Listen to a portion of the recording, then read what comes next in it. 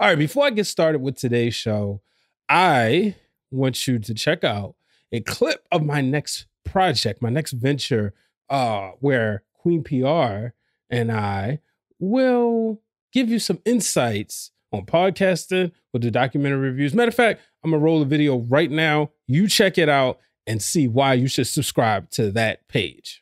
I'm excited to talk more about my background. Also worked in so many places of media, which you will find out more. Two friends who like wrestling that talk about wrestling. To now, let's start a podcast. And Grassroots style, the way me and Brian have done it. Every opportunity is an opportunity. Kind of makes me want to step my game up a little bit more just because the space is so oversaturated. Anyone can start a podcast. I live in New York City, so there's, opportunity everywhere in New York. Like, everyone's doing something. You go to a bar for happy hour, the bartender has a business. And you apply that same strategy to network. You being very intentional. Find your why. What's the reason? Then do it. Podcasting allowed me to break out of my comfort zone, to break out of my shell. This is 6HM Productions. I just want to remind you that you can save 10% on your order with Symphony of Balloons, a luxury balloon company that also offers a 360 camera. Just simply mention you heard about them on Breaking Through Glass Ceilings. Hello, ladies and gentlemen. Welcome to this episode of Breaking Through Glass Ceilings with Uncomfortable Conversations. Brian H. Waters here. This show, of course, is brought to you by the label B. Waters Productions. Folks, a lot of uncomfortable conversations getting set to take place this week. Where do we start? We're going to start light. Vice President Kamala Harris has been making a podcast tour. Never before did I think that we would see a presidential candidate doing the pop culture podcast, no pun intended. And what I mean by that, she was on All the Smoke. She was on the Call Her Daddy podcast. And I listened to both of those interviews. I didn't finish all the way through Call Her Daddy, but the thing I appreciated about those conversations was that she seemed real. She seemed approachable. And to be honest with you, this is what I got from President Barack Obama before he went into office, right? Like at one point, the president of the United States, when I was a child, and this is during the end of the Bush era and the Clinton era, and I guess the son Bush, but not so much him, to be honest with you, because people always made fun of him. But it felt like there was this air, this aura, like that's the president.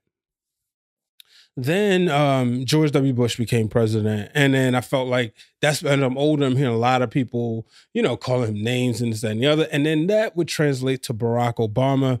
When President Obama was president, he felt approachable because I remember the sayings everybody would say, we finally got a black person in the White House, it's going to be cookouts and all of that.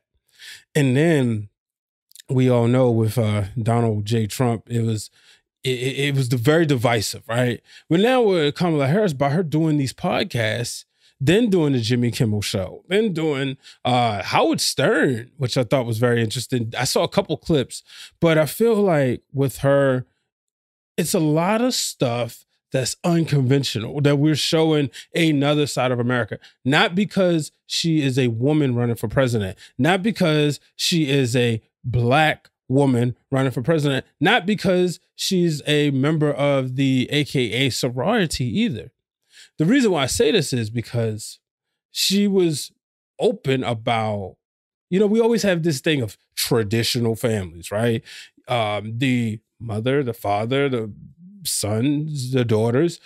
And, for one, I grew up in a traditional family where I had both parents at home. My parents have a loving marriage. They've been married over 40 years. Unfortunately, that will not be the case for my children, because previous marriage didn't work. So, my kids won't have the same exact thing I had as, we have this uncomfortable conversation here. But the thing was, I found myself listening to her as someone who could relate, right? In a sense. To be fully transparent, when she talked about being a stepmother and, co-parenting and coexisting with their natural mother. Now, if you've been following me long enough, you know, my son isn't biologically mine. That's no secret. It's never been a secret. But you know, I can't love him any more or less. But that wasn't like, I didn't have to deal with the whole, you know, I have to partner with his father because he was so young, he didn't live with him. But I thought that these conversations was important because people who are listening to her, you know, because as I journey into the next chapter of my life, my kids will have to deal with that. My partner will have to sort of navigate the same space the same way, hopefully, the future president of the United States had to. So I thought that was very interesting. And then her being open about the type of conversations she had with her husband, you know, and then the fact that they met on a blind date, which I thought was kind of cool because that's how people tend to meet these days. So it just feels like we finally have a president who reflects a more open population, right? And it's not so much just tailored this one way, right? If anybody's familiar with the Human Genome Project, right? When I was at Johns Hopkins Medicine, the scientists and doctors were doing a study and they found that the Human Genome Project is flawed because it's only catered to a certain group, a certain demographic, generally middle age or younger, like college level white men, right? It's not catered towards African-American women, right? Or Asian-American men. It's not, it's just a certain demographic. So you taking this demographic and saying, this is how everybody's body is supposed to work and react. It just doesn't make no sense. And I think that even when it comes to the president of the United States, sure, there's been presidents who've been divorced, but we've only had this centralized idea of who should be president, right? Middle-aged to older white men. But Barack Obama comes in and shakes things up. You know what I mean? So I was happy that she did those podcasts and she was able to explain that and talk to a lot of people and reach a different audience. You know, I listen to All the Smoke because I'm a basketball fan and I'm a fan of the stories from other basketball players. So you put vice president and presidential candidate Kamala Harris on there. Now I'm interested because I'm interested in how Matt Barnes and Steven Jackson is going to ask. And one of the things that made, like, she sounded like auntie, you know, when she asked about Steven Jackson about George Floyd's daughter. It's like, I was a daughter, tell her I asked about her. You know, of course, people are going to say politics, but when you really listen, it didn't feel so political. You know what I mean? And what was one of the things she said? So I don't really jump into politics a lot because I am honestly not well-versed on it. There's other experts. I listen to them. But I'm talking about the human being in Kamala Harris, who is running to be president of the United States. So shout out to her. Another Diddy update. As I drink my coffee on this one, because P. Diddy's mother, folks, she's speaking out. She released a statement and, you know, basically said all these falsehoods and she wants the truth to come out and she doesn't like the fact that her son is being paid as a monster. That was the gist of it. Look, there's videotape. We saw Diddy put his hands on Cassie. And that is never acceptable.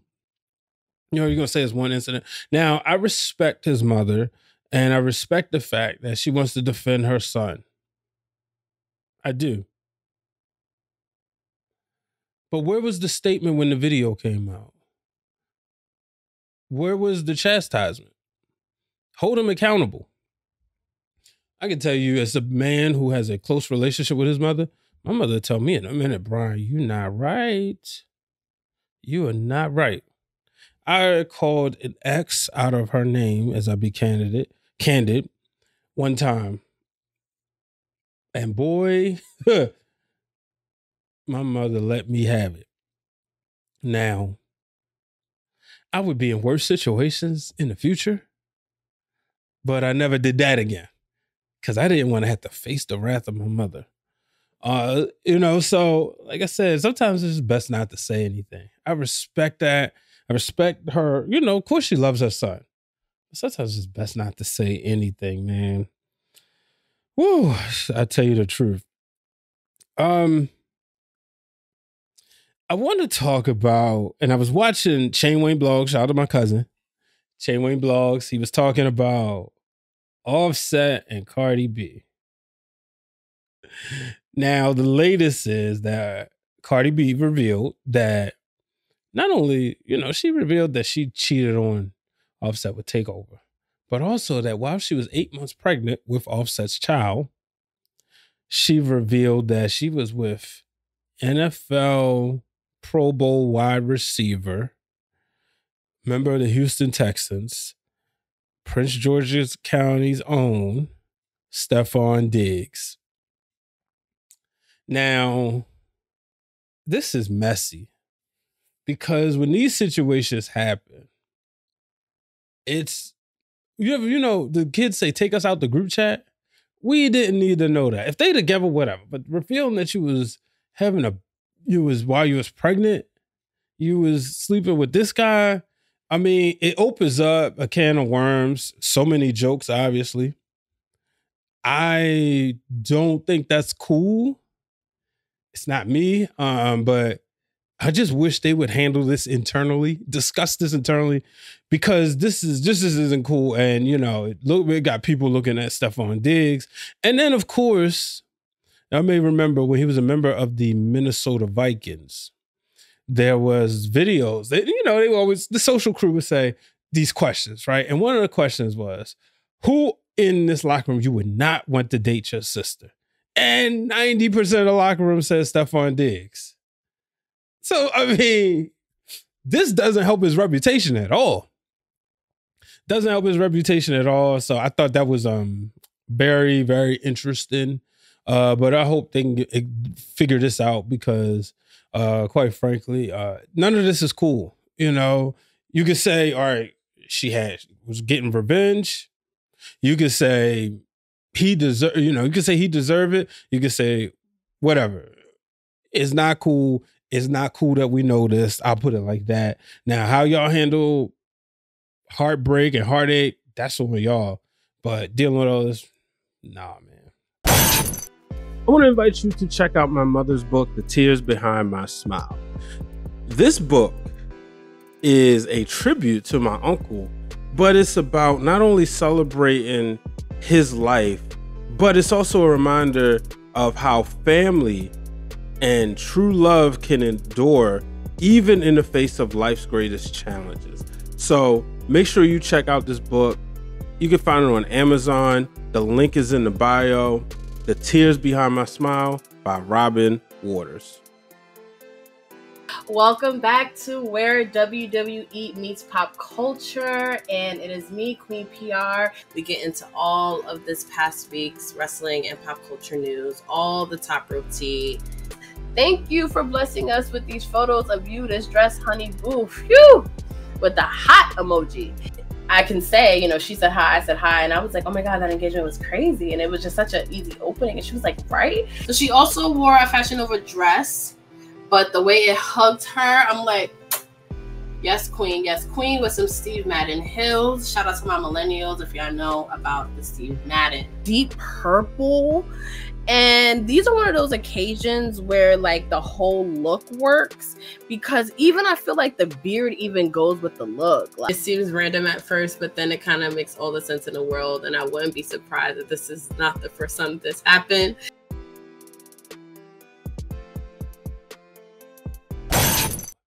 All right, ladies and gentlemen, I'm back. Make sure y'all click the links. Click all the links I send y'all, some good deals there. And Vertical Athletics actually bumped that up to 15%. So make sure you check that out. Folks, I have a whole wrestling podcast, The Wrestling Realm. Also, the Ringer Wrestling Worldwide.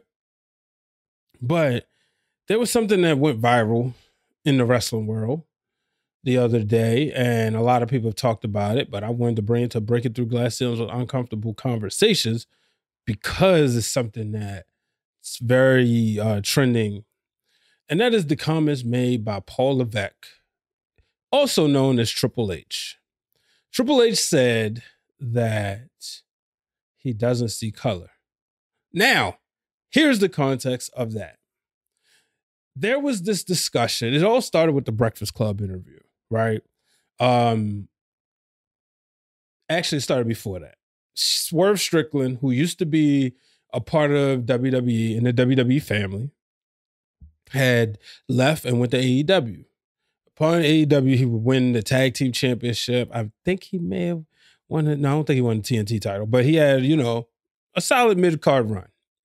Then he became the AEW world champion.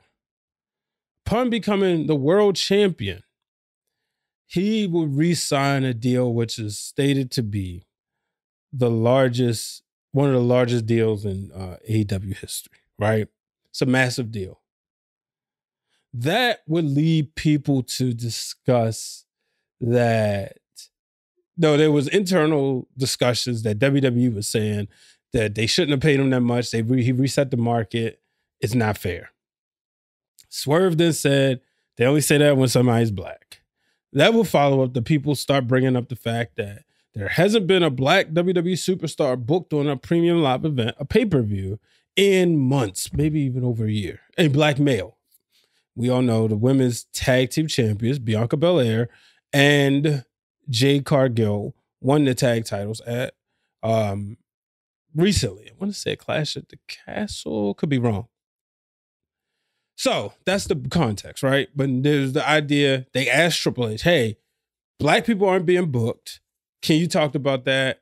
Can you talk about how come, the conversation that black people are having? That black people aren't being booked and featured on premium live events. And Triple H says he looks for the best story. When he looks at it, he doesn't care if you're black or white, male, female. He looks for the best story. And then he said he don't see color. He sees talent. I understood everything he was saying. And people will find a way. For those who do not know, there's a lot of WWE haters. People, whether it was because they mad that WWE won the war, or they're mad that they want WWE to be something it never was, and that's a fully fledged pro wrestling company and not a sports entertainment company. But people are, upset. And I understood people getting upset at the comment. But what people don't understand a lot of times is when you say the words, I don't see color, usually that means you don't understand or you don't see the struggle. I remember Brandy Rhodes, shoot named Brandy Runnels, Cody Rhodes' wife, Cody Runnels, Cody Rhodes being the WWE champion, we'll call him by his wrestling name. He stated, I think Brandy revealed that one time he told her he don't see color. And she said, well, if you don't see color, you don't see the struggle I have as a black human being. And that's the part people not understanding. A lot of times I do think the statement can be harmless, right? It's like, well, I'm not racist. I'm not looking at you because of the color of your skin. I'm looking at you because of the quality of your character. But it still comes from a place of, like I heard Cass say on The Masked Man, it's like saying, well, I've got, my best friend is black, right? Or people say, I had this many black people in my house. And, I think when you get to the point where you start qualitating and counting, that's when it becomes an issue. You know what I mean? So, again, I understand why people are upset. I think it's not big of a needed outrage because I don't think there was any harm meant by it. But I do think, again, we always have to educate ourselves. We have to learn from each other. I had to learn a lot, there was a lot I had to learn from the LGBTQ community. I had to learn a lot. I had to learn a lot just from women. And I grew up in a house full of women. But there's certain things I still had to learn because some of the things that may have not been the struggle of my sister and aunt's mother may be the struggle of another woman. So I think we just need to have these open dialogue and these open conversations so that we don't run into these type of issues, But, let's move on to sports. We're going to start real low. I guess I got to talk about it. My Baltimore Orioles, they are out. They scored 1 run in 2 games. A season that was so promising. If you go back, I remember opening day, Orioles getting a win, having a good April and a great May. One point throughout the season, a couple times, ranked the #1 team in the league. Then the injury bug hit. Then the alleged rumors of the narratives of the morale in the clubhouse. But, this team, on paper, looked so good. And I felt that if they could just get hot, and it looked like they was, right? They won 4 out of the last 5. Yes, taking 2 out of 3 against the Yankees and sweeping so that means 5 out of the last 6, right? I said, oh, yeah, we good. We're going into the playoffs. And then they faced those gut-third Kansas City Royals. Let me be honest with y'all. I don't like the city of Kansas City. It's pointless. It's in Missouri. Why is it Kansas City if it's in Missouri? Why is it in Kansas? I don't like it. I'm not a fan. I don't want to see the Chiefs do anything no more. And I'm sick of the Royals. I haven't liked the Royals since. So this was very unfortunate, very heartbreaking. And I just hope for next year. Meanwhile, shifting over to football, my Baltimore Ravens, led by Lamar Jackson, have seemed to gotten on track. They start off 0-2, right? Should have been, for all intents and purposes, 2-0, because they should have beat the Chiefs. And they had the Raiders beat. But, John Harbaugh and time management, not holding on to a lead, it all came back and bit them. So that sucked. But then they would go ahead and beat the Cowboys. Almost came back in that one. But then they really showed us who they were. They massacred the Buffalo Bills on a Sunday night. And then they was in a dog fight with the Cincinnati Bengals. And the Bengals had pretty much neutralized Derrick Henry right until the end. And it reminded me almost of the time Tennessee played the Ravens in Baltimore. And I remember I was working for CBS and Fox, and I was down in D.C. doing the Commanders game at the time. It was the Washington football team. And while I looked up, the Ravens was winning. The game was over. I saw it was halftime. Then next thing you know, I saw the Ravens lose to Tennessee. And it was because Derrick Henry ran it all the way in for a touchdown. Now, he ain't run this one in for a touchdown, but he got us enough. Justin Tucker, who hit the game-tying field goal, will hit the winning field goal to restore his confidence. So shout out to the Ravens. I believe this team can go all the way. Last year was a heartbreaker. I just picked up, started listening to Ray Lewis' book. And let me see what the name of it is, because I want to make sure I get this right.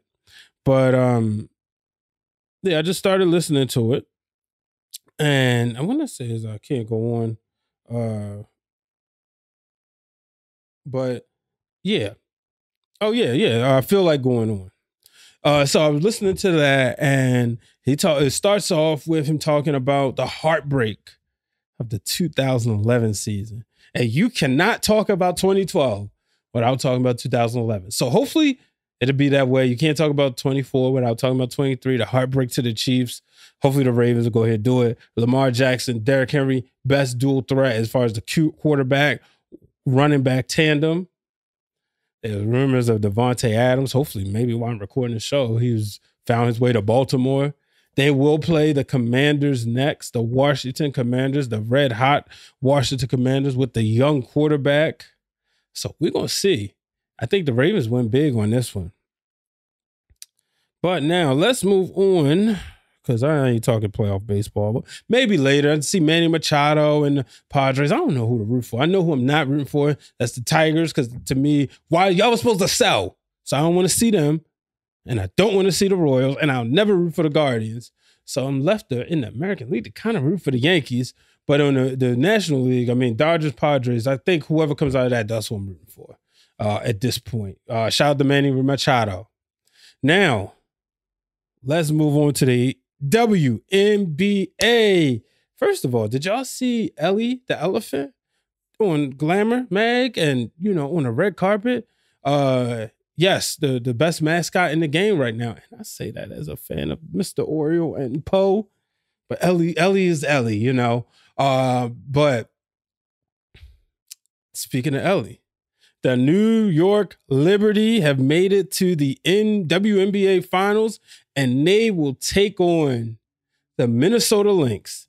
Now, this is going to be an exciting matchup. I'm so excited. I pick the Liberty to win it. Now they are 3 wins away. Shut the door, close the deal. Make sure y'all check out the WNBA show with Sirius Sohi. You know, I produce that show most of the time. But yeah, so make sure y'all check that out because she's been covering this and listening. You know, I kind of felt, I wasn't surprised that Minnesota was in there because the way, you know, she was talking and the guest was saying, Minnesota is the truth. So we're going to find out. We're in for an epic clash.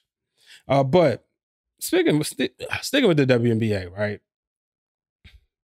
Did y'all see Angel Reese comments? Caitlin Clark was the WNBA Rookie of the Year. But it was not unanimous. One person voted for Angel Reese. And even Angel Reese was like, so what we doing? Make-a-wish votes? You know, sometimes you just can't deny what's happening, right? I know a lot of people out there who don't like Caitlin Clark or don't like the fact that she's getting all this hype. But the fact of the matter is, Caitlin Clark put up numbers and the Indiana Fever made the playoffs. That's like an open and shut case. So all respect to Angel Reese, you know, the Baltimorean, all respect to her, but it was Caitlin Clark's award. You know, sometimes, you know, it could be in the middle. You may have been able to make that argument in the middle of the season, but, you know, congratulations to Caitlin Clark. I'm interested to see those two ladies do battle. And even Angel Reese said maybe even team up, you know, with the Olympics and All-Star games. So, but I'm definitely interested to see them do battle in the future because, man, this is going to be fun. But as we get ready to close out, there's people online that I've seen say this, that if Angel Reese is Magic and if Caitlin Clark is Larry, then there's a Michael Jordan out there. And she has yet to be in the WNBA. And ladies and gentlemen, she is the sophomore from the University of Southern California, home of the Trojans, Juju Watkins. I've seen Juju play, and her screen, our username is Juju be balling, because that's exactly what she be doing. Now, as a USC fan myself, I'm excited about this, but I'm really excited that she got the bag. She extended to a multi-year contract extension. She agreed to a multi-year contract extension with Nike, one of the richest shoe deals in women's basketball history. Shout out to Juju Watkins with this lucrative deal that well-deserved. I'm very excited for her. It's great to see the game of women's basketball continue to make waves, but also still shine a light on the past, right? You know, you have veterans out there, such as my favorite player, Skylar Diggins-Smith, who's still doing her thing. You know, Brittany Griner's out there, BG doing her thing. But then you also go back to, you know, Maya Moore, who recently retired, or Candace Parker. You know, they held it down in the mid-2010s, some of those epic battles. And then you even go far back to the Cheryl Swoops, who, shout out to her. She has a podcast with my good friend Tarika. So make sure y'all check that out. You also think about Lisa Leslie, Dawn Staley, you know, can't forget about Cheryl Miller. You know, there wasn't a WNBA for her to play in, but man, was she nice.